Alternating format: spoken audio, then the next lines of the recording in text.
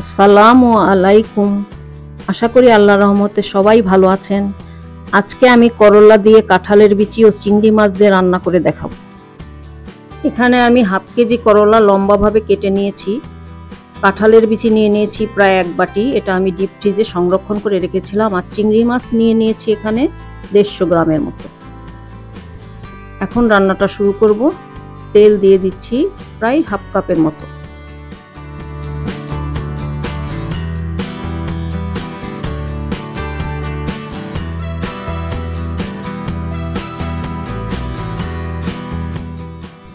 পেঁয়াজ কুচি 3টা করে নিয়েছিলাম, দিয়ে দিলাম।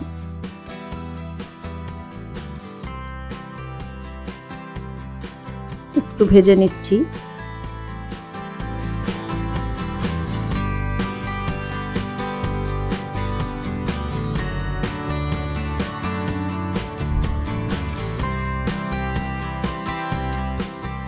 চিংড়ি মাছটা দিয়ে দিলাম, আবার একটু ভেজে নেব।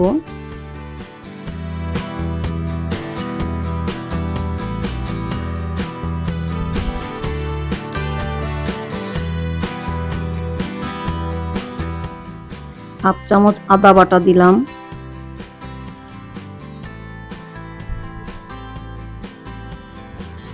হাফ চামচ রসুন বাটা,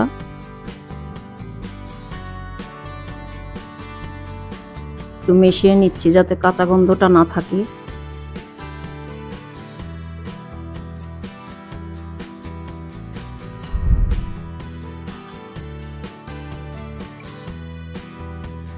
হাফ চা চামচ ধনের গুঁড়া, হাফ চা চামচ হলুদের গুঁড়া,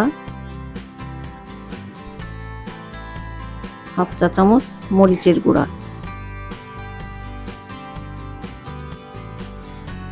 মিশিয়ে নিচ্ছি।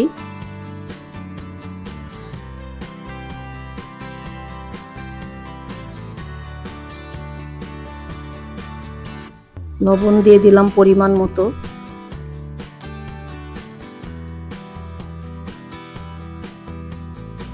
অল্প একটু পানি দেব কষিয়ে নেওয়ার জন্য।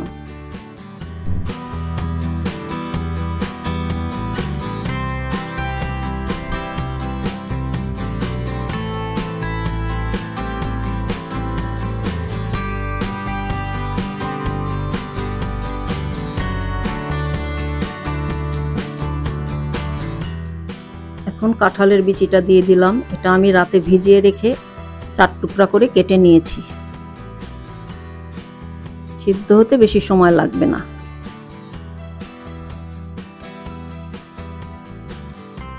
একটু ঢেকে দিলাম 5 মিনিটের জন্য। 5 মিনিট পরে ঢাকনাটা তুলে আবার নেড়ে চেড়ে নিচ্ছি।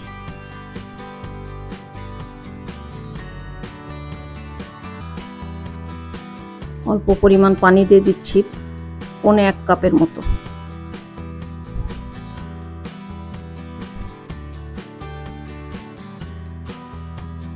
ঢাকনা দিয়ে ঢেকে দিলাম বলক না আসা পর্যন্ত।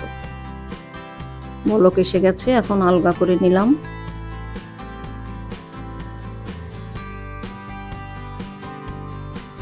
এখন করলাটা ঢেলে দিচ্ছি। করলা দেবার পরে আর ঢাকনা দেয়া যাবে না, তাহলে রংটা নষ্ট হয়ে যাবে।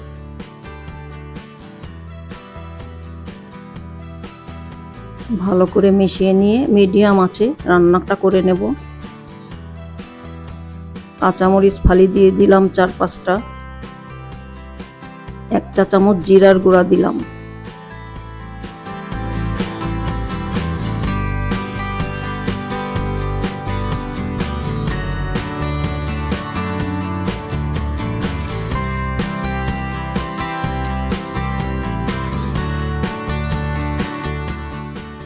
মিডিয়াম আঁচে রেখে 10-12 মিনিট এটা রান্না করব।